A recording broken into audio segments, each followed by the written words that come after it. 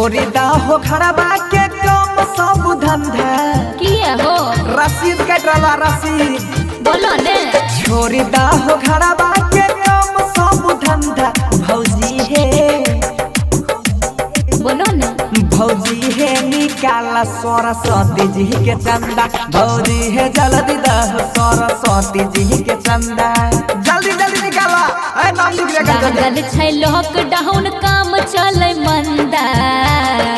ए देवर जी सुनै छो ने लागल छै लॉकडाउन काम चले मंदा देवर हो देवर हो के न दियो पूजा के चंदा देवर के न दियो सरस्वती जी के चंदा भौजी है जल्दी दह सरस्वती जी के चंदा कहबे कि ना एने सुने कॉपी लग बोखैत रहे छै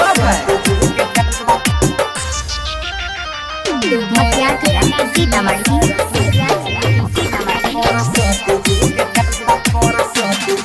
पिछलो बार देने री हो 551 नहीं कैल हो बढ़िया से नाच सुर सजावन तो हर बार ठकै छो समझ लो ठकै नहीं छे ठकै याद तोरा नहीं छ हमर लागल रहे घाटा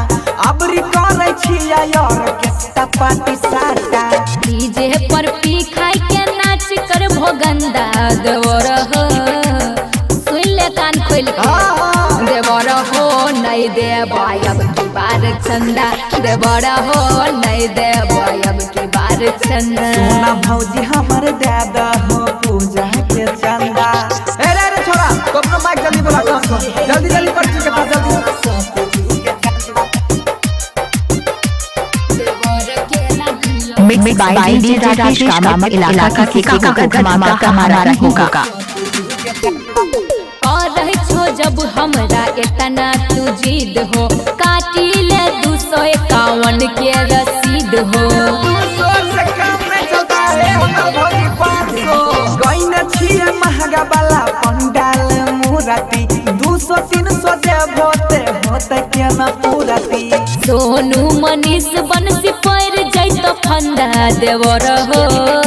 बोला नंबर भौजी बोला एहो प्रसादी दैले ओइ हलेला पूजा के चंदा देवर हो लेले हई पूजा के चंदा जियो जिया हमर भौजी देला पूजा के चंदा